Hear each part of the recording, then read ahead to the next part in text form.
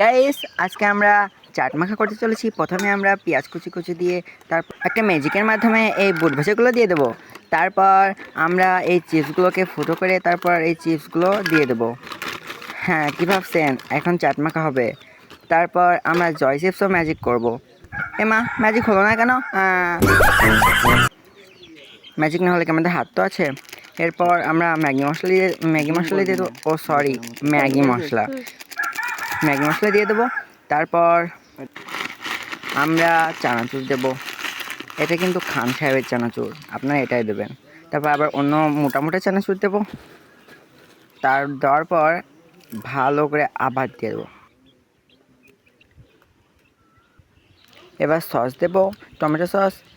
1 packet দিলেও হবে না, কিন্তু আমরা 3 প্যাকেট দিয়েছি, আপনারাও 3 প্যাকেট দিবেন, ঠিক আছে? তারপর এই যে আমার ভাগ্নে কৌশিক এবার দেওয়ার চেষ্টা করছে। হ্যাঁ, ছুরিতে দিচ্ছে, পারছে না তো। কি পারবেন? লেবু কাটার দায়িত্ব তো কিন্তু আমারই। লেবু দিলে অনেক সুন্দর লাগে খেতে। এবার লেবুর রস চেপে নিলাম।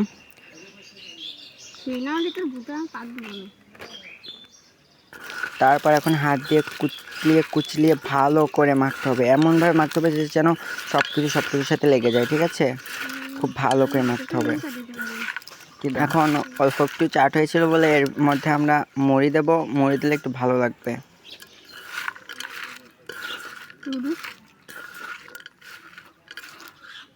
এর মধ্যে এবার মুড়ি দিয়ে দেবো। মুড়ি দিয়ে তারপর ভালোভাবে কুচিয়ে আবার সেভাবে মাখতে হবে।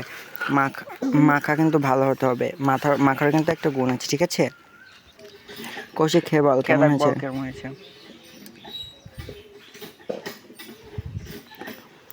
বন্ধুরা, কি বলবো, অনেক স্বাদ। এত স্বাদ যে আপনারা একবার ট্রাই করে দেখবেন। খুব স্বাদ,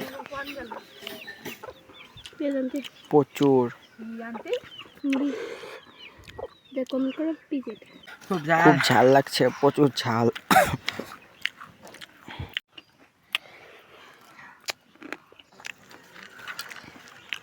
পারো তাহলে বাই, এখন আমরা খাবো। টাটা, লাইক করো এবং সাবস্ক্রাইব।